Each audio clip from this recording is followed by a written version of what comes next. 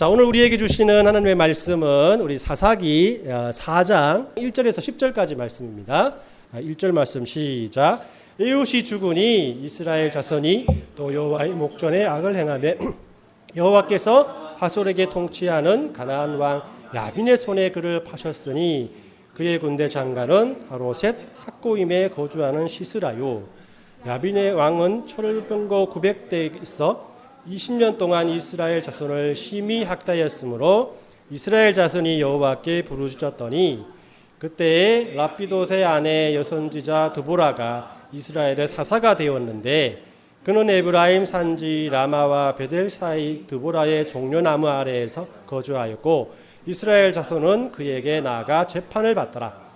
드보라가 사람을 보내어 아비노함의 아들 바락의 납달리에서 불러다가 그에게 이르되 이스라엘의 하나님 여호와께서 이같이 명령하지 아니하셨느냐? 너는 납달리 자손과 스불론 자손 10,000명을 거느리고 다볼산으로 가라. 내가 야빈의 군대 장관 시스라와 그의 병거들과 그의 무리를 기손강으로 이끌어 내게 이르게 하고 그를 내 손에 넘겨주리라 하셨느니라. 바락이 그에게 이르되 만일 당신이 나와 함께 가면 내가 가려니와 만일 당신이 나와 함께 가지 아니하면 나도 가지 아니하겠노라 하니 이르되 내가 반드시 너와 함께 가리라. 그러나 내가 이번에 가는 길에서는 영광을 얻지 못하리니 이는 여호와께서 시스라를 여인의 손에 파실 것입니다 하고 드보라가 일어나 바락과 함께 가데스로 가니라. 바락이 스볼론과 납달리를 게데스로부터 부르니 10,000명이 그를 따라 올라가고 드보라도 그와 함께 올라가니라. 아멘. 네, 우리 에훗이 죽고 난 다음 하나님께서 이스라엘 백성에게 주신 평안이 서서히 끝나게 되지요. 하나님께서는 농사꾼인 지난주에 우리 살펴보았던 삼갈에게 사사의 직분을 맡기셔서 블레셋 사람들의 괴롭힘에서 잠시나마 쉼을 얻게 하셨습니다. 그러나 이스라엘은 또다시 하나님께 범죄하였고 하나님께서는 이 가나안 왕 이 야빈에게 20년 동안 이스라엘을 파셨다라고 오늘 말씀을 통해서 우리에게 말씀하십니다. 물론 이스라엘은 또다시 하나님께 기도하였고 하나님께서는 이들에게 네 번째 사사인 드보라를 이렇게 보내주시게 되죠. 오늘 이렇게 이 가나안 왕 야빈의 손에서 이스라엘을 구원한 사사 드보라와 또 바락의 이야기를 여러분들과 함께 나누고자 합니다.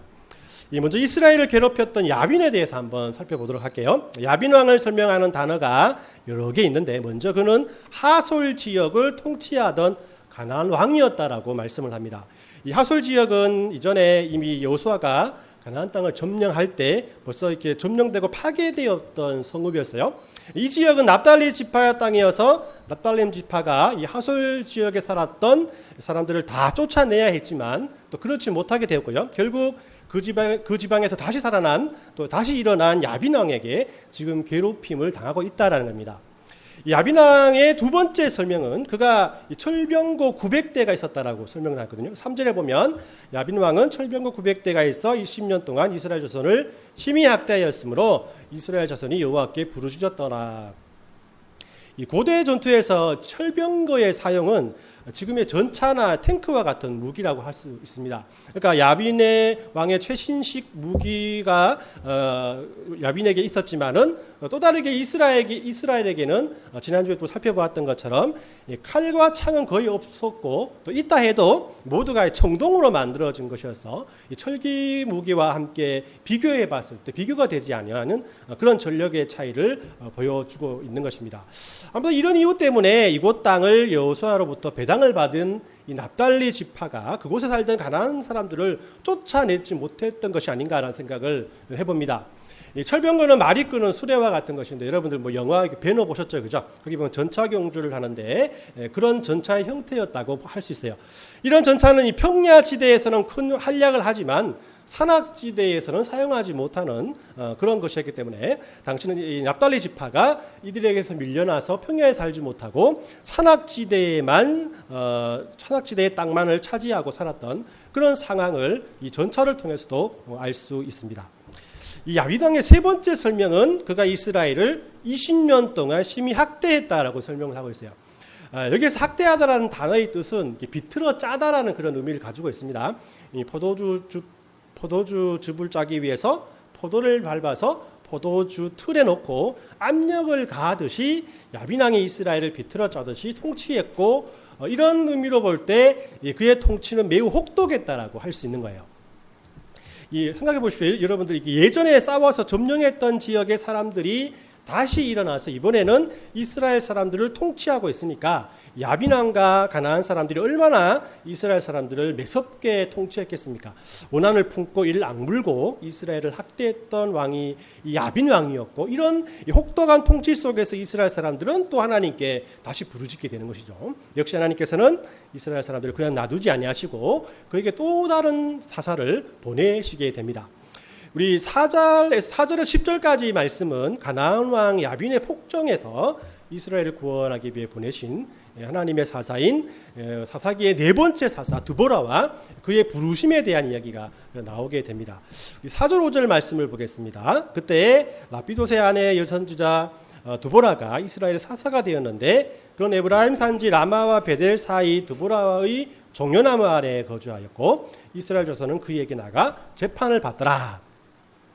하나님께서 네 번째 사사로 드보라를 부르시는데, 드보라에 대한 설명을 살펴보면 그는 먼저 라피도세 아내라고 설명을 하거든요. 그러니까 그 유부녀라고 하는 거겠죠, 그죠? 근데 라피도세 뜻이 무엇이냐면 이 번개와 횃불이라는 뜻을 가지고 있어요. 그러니까 이 라피도시라는 이름은 이 성경에 어디에도 찾아볼 수 없고, 오늘 이건 본문에만 나오기 때문에 그의 이름을 따라서 그 이름을 유추해 보면 그녀는 불꽃이라 했잖아요, 그죠? 불꽃 같은 여인이라고 우리가 해석을 할 수 있습니다. 이 직으로 치면 불꽃 같은 힘과 용기와 열정을 가진 그런 아줌마의 사사로 부르심을 받은 사람이다, 이렇게 설명할 수가 있겠죠. 오넬이나 애굽과 상가를 통해서 보면 하나님께서는 이들 사사를 세우시면 그 사사들은 곧바로 세우심을 받고 곧바로 가서 싸움을 하거나 전투를 하게 되는데, 이 드보라는 약간 다른 모습을 보여줍니다. 5절을 보니까 그녀는 에브라임 산지와 라마와 베델 사이에 있는 종려나무 아래에 살면서 이스라엘 자손을 재판하는 사역을 하고 있는 거예요. 사사의 직분 자체가 전쟁 시에는 함께 나와서 싸움을 하는 리더가 되겠지만, 평상시에는 이렇게 백성들을 재판하고 하나님의 뜻을 사람에게 전하는 사역이기 때문에 드보라의 모습은 잘못된 모습이 아니라고 할 수 있습니다. 그러나 지금 어떤 상황입니까? 이스라엘 사람들이 이스라엘 부르짖음을 통해서 곧 전쟁이 일어날 것만 같은 그런 팽팽한 이 긴장감이 있던 그런 시대가 아니겠습니까? 그렇지만 이런 평범한 사사로서의 삶 가운데에도 드보라의 마음은 편하지 않았다는 것이죠. 그래서 본문에는 나오지 않지만 이런 답답한 마음을 드보라는 하나님께 기도했을 것입니다. 하나님, 내가 이렇게 싸움에 나가지 못하니까 다른 사사를 보내주셔서 이 싸움에서 우리가 승리하게 해달라고 기도했겠죠. 하나님께서는 6절 말씀을 보니까 이렇게 드보라에게 명령하십니다. 드보라가 사람을 보내어 아비노함의 아들 바락을 납달리 게데스에서 불러다가 그에게 이르되, 이스라엘의 하나님 여호와께서 이같이 명령하지 아니하셨느냐? 너는 납달리 자손과 스불론 자손 10,000명을 거두리고 다볼산으로 가라라고 이렇게 말씀을 합니다. 하나님께서는 이 드보라의 사정을 잘 아시고 아비노함의 아들 바락을 드보라에게 부르라라고 명령을 하고 그에게 10,000명의 사람을 모아서 다볼산으로 가서 거기에 집결하여 있으라라고 이렇게 명령을 내리시는 거죠. 이 바락은 이 납달리 게데스 지역에 살던 사람입니다. 그는 당시에 가장 용맹하고 싸움에 뛰어난 사람 중에 하나였을 것이에요. 하나님은 그를 10,000명의 리더로 삼으시고 다볼산에서 싸움을 명령하십니다. 이 다볼산은 이렇게 해발 500m 정도 되는 그렇게 크지도 작지도 아니한 그런 산인데, 이 산에서 이 10,000명을 집결하라라고 이렇게 명령을 하시죠. 왜 하나님께서 다른 곳이 아니라 다볼산을 집결지로 명령하시는지에 대해서 생각해 보면, 야빈 왕의 철병거는 평지에서는 쓸모가 있는데 산에서는 그리 쓸모가 없지 않습니까? 그러니까 이스라엘의 집결지에 그들이 선제 공격을 하지 못하게 막기 위해서 하나님께서 다볼산에 일단 모여 있어라라고 명령하셨다라고 생각해 볼 수가 있습니다.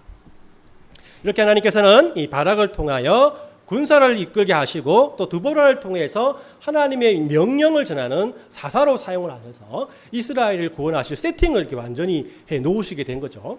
자, 하나님의 계획을 다시 한번 봅시다. 7절 말씀을 보니까 내가 야빈의 군대 장관 시스라와 그의 병거들과 그의 무리를 기송강으로 내게 이르게 하고 그를 내 손에 넘겨주리라 하셨느니라라고 이 말씀을 해요.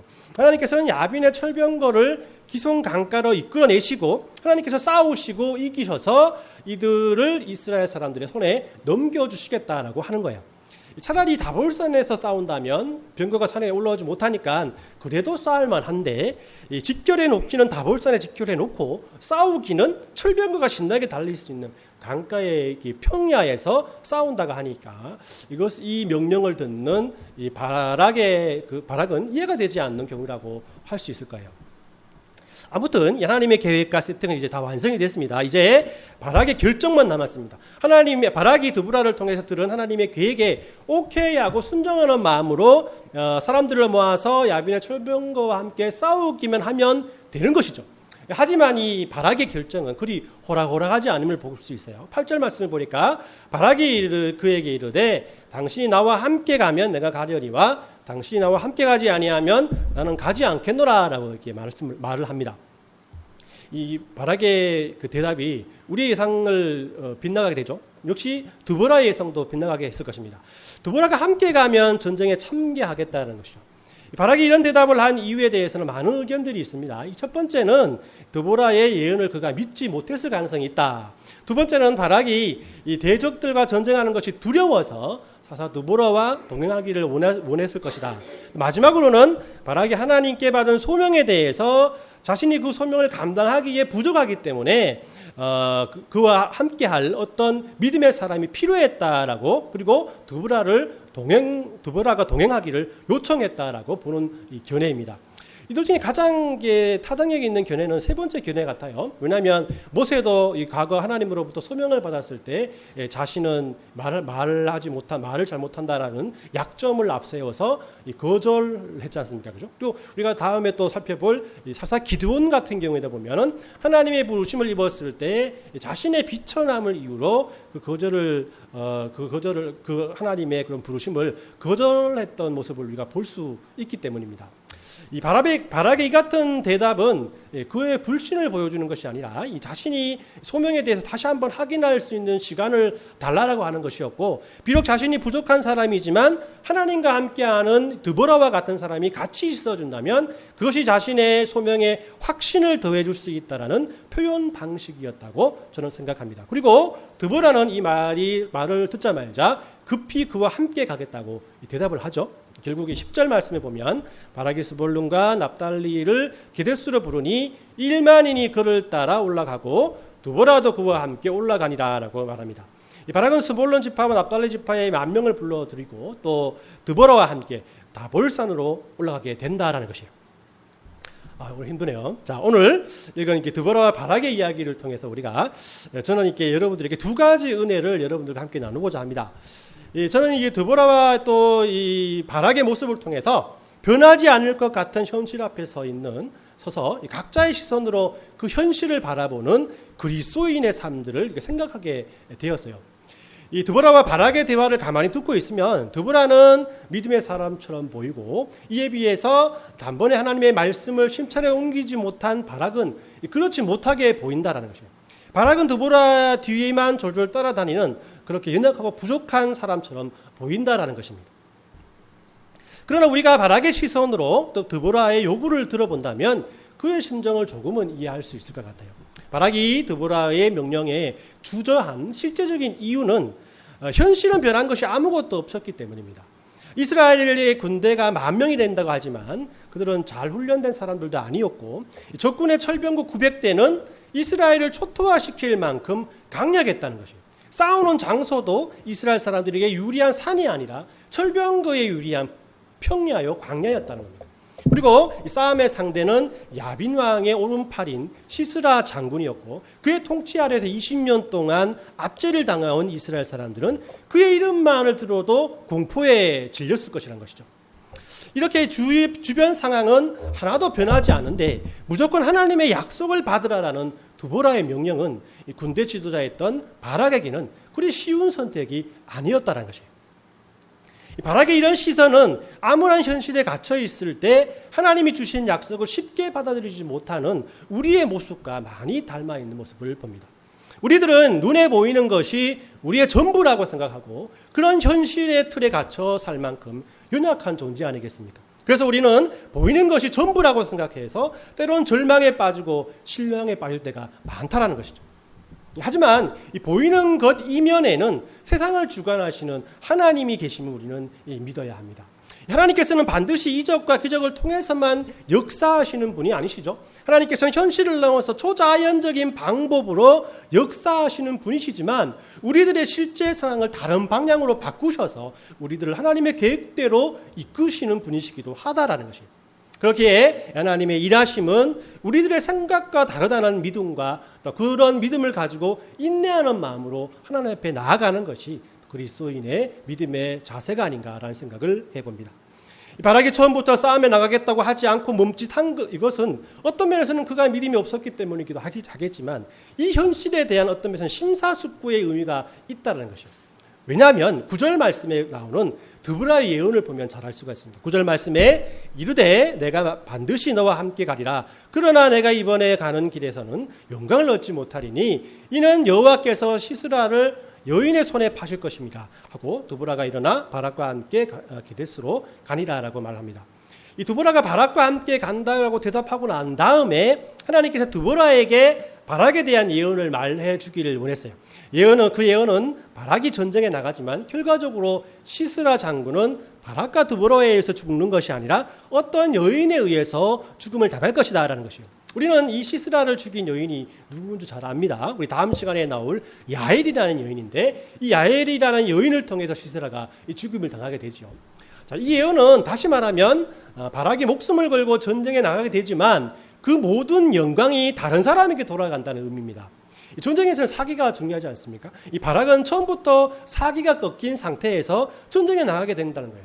만약 바락이 믿음이 없는 사람이었다면 어떤 면에서는 삐쳐서 나는 이 전쟁에 참사 못하겠습니다. 나 이 전쟁 반대일세라고 드보라에게 말했을 수도 있을 것입니다. 그런데 불구하고 바락이 최선을 다해서 전쟁에 임하는 모습을 보면 그의 마음속에는 자신이 전공이 다른 사람에게 가게 되는 것에 대해서 섭섭하게 생각하지 않고 끝까지 이 싸움은 하나님께서 이스라엘을 위한 싸움이 되어야 하는 것이고 모든 결과가 하나님의 영광이 되어야 한다는 믿음이 그 마음속에 있었다라는 것을 우리에게 보여준다라는 것이에요. 이 두 번째는 이 드보라의 시선입니다. 이 바락이 드보라에게 당신이 나와 함께 가면 내가 가려니와 당신이 나와 함께 가지 아니하면 나는 가지 않겠노라라고 말을 했을 때 그는 주저하지 않고 내가 반드시 너와 함께 가겠습니다라고 대답을 해주죠. 이처럼 드보라는 하나님의 약속을 그대로 믿는 여인이었다는 것입니다. 그저 이게 내면의 확신이 없음에도 불구하고 자신의 지위 때문에 남에게 하나님의 메시지를 전하는 그런 사람이 아니었다는 것입니다. 비록 현실은 전혀 변한 것이 없지만 드보라는 그 현실을 바라보지 않고 하나님의 약속만을 바라봤다는 겁니다. 우리가 이 드보라의 시선으로 바락과 이스라엘 사람들을 바라볼 수 있다면 우리는 위기에 처한 바락에게 그가 실제적으로 해줄 수 있는 것이 아무것도 없었음을 우리는 느끼게 될 것입니다. 드보라가 제대로 싸울 줄도 모르지 않습니까? 그죠? 또 여인이었고 또 철병거와 또 잘 훈련된 가나안 사람들을 보는 것만으로 해도 그는 너무나 두려운 어떤 면에서는 여러분들과 같은 연약한 여인이었다는 것입니다. 그러나 드보라는 이런 변하지 않는 현실 앞에서 무엇보다 필요한 것은 하나님의 약속임을 확실히 믿는 사람이었다라는 것입니다. 하나님께서 이런 이스라엘 앞에 하나님께서 하늘에서 철병거나 무기를 내려주시고 또 가나안 군인들이 모인 곳에 벼락을 치게 해서 모두 죽여버리는 어떤 기적과 기적을 충분히 일으킬 수 있는 분이시지만 그렇지 않으시고 바락과 드보라를 적군들에게 싸우게 하는 곳으로 내보내는 어떤 면에서 현실적인 대안은 없는 그런 모습을 우리에게 보여주는 이유가 무엇이겠습니까? 바로 이 절망에 빠진 사람에게 일시적으로 힘을 제공해 줄 수 있는 것이 현실적인 대안이지만 진정한 그 변화를 현실적인 대안은 가져오지 못한다라는 그런 의미 때문입니다. 이런 출애굽 사건을 통해서 증명되었죠. 10가지 재앙과 홍해를 가르는 기적을 통해서 하나님께서 이스라엘 사람들에게 이 현실의 문제를 그때그때 해결해 주셨습니다. 그런 결과 이스라엘 사람들이 어떤 변화가 있었습니까? 이스라엘 사람들은 실제적인 하나님의 해결 방법을 체험했음에도 불구하고 계속해서 하나님께 대해서 불평하고 다시금 절망에 빠졌다라는 것이죠. 이렇게 하나님께서는 근원적인 마음의 변화를 원하시는 것이지 당장의 어려움이 해결되었다는 기쁨으로 하나님께 나오는 것을 원하시지 않는다라는 것입니다. 저는 이 드보라의 시선을 통해서 이 바락을 볼 때 저의 모습이 문득 떠올랐습니다. 이 목사로서 이 교인들과 이야기를 하다 보면 저는 상당히 무능함을 느낍니다. 제가 이렇게 뭐 아무것도 할 수 있는 것이 없단 말인가. 이 바락과 같은 성도들에게 용기와 인내와 믿음의 말씀을 권면해 보지만 이 권면이 실제적으로 현실을 바꾸지 못한다는 의심이 들 때가 너무나 많다는 것이에요.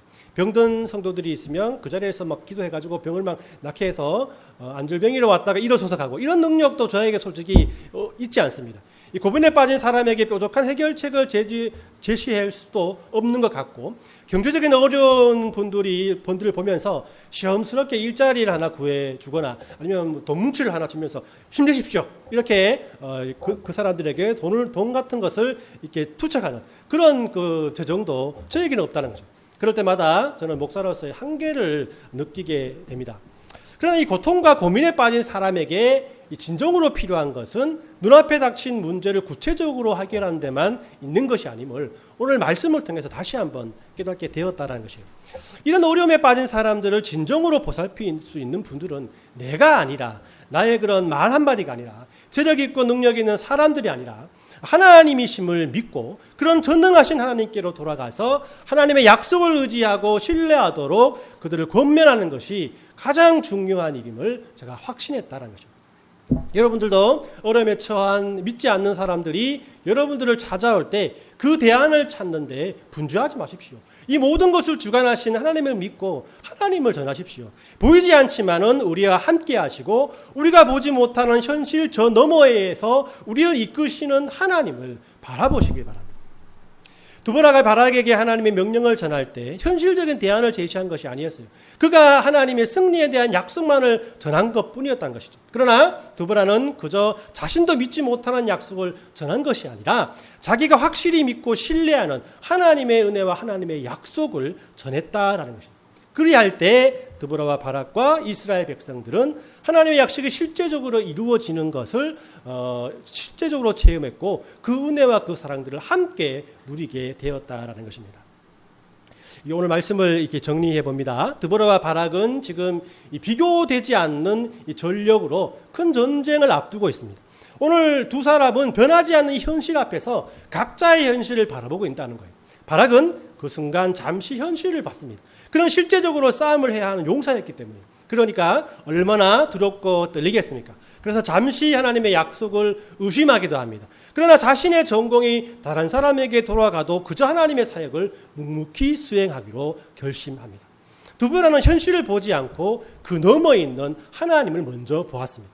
그녀는 실제로 싸울 수 없는 여인이었기 때문에 행하지 않고 말만 번지르르 하는 사람처럼 보일 수도 있습니다. 그러나 그녀는 바락이 보지 못하는 하나님의 일하심을 볼 수 있었던 사람이었기 때문에 바락에게 큰 희망과 용기가 될 수 있었습니다. 우리들의 신앙 속에 우리는 드보라와 바락과 같은 사람들을 보게 됩니다. 우리가 아무리 기도하고 믿음의 눈으로 본다 해도 현실이 변하지 않는 것에 대해서 우리들의 마음이 녹아내릴 때가 얼마나 많습니까? 이런 변하지 않는 어려움과 힘든 상황을 여러분들 누구의 시선으로 바라보고 계십니까? 누구나 이 드보라와 같이 현실을 넘어 있는 하나님의 약속을 바라보아야 하지만 가끔은 이 바락과 같이 현실을 보며 잠시나마 하나님의 약속을 잃어버릴 때가 있습니다. 그러나 걱정하지 마십시오. 여러분들이 어떻게 하든지 하나님께서는 여러분들 모두를 아끼고 사랑하시는 분이시라는 겁니다. 여러분, 하나님 예수님께서 마르다와 마리아를 사랑하는 마음으로 바라보셨듯이 믿음의 고백으로 칭찬받았지만 예수님을 3번이나 부인했던 베드로를 바라보는 마음으로 우리들을 바라보고 계시다라는 것입니다. 오늘도 이 주신 말씀을 통해서 변하지 않는 현실 앞에서도 변하지 않는 믿음으로 하나님 앞에 나아가길, 하나님 앞에 기도하길 원합니다. 두브로와 같은 믿음으로 바락과 같은 순종으로 하나님 앞에 나가기를 원합니다. 그러나 분명한 것은 하나님의 일하심을 믿음의 눈으로 바라보는 영성이 있어야 한다는 것이죠. 믿음의 눈으로 우리 앞에 있는 어려움을 바라보고 실망하고 좌절하지 않는 믿음을 더해달라고 하나님께 기도하며 나가는 저와 여러분들 되시길 예수님의 이름으로 축원합니다. 아멘.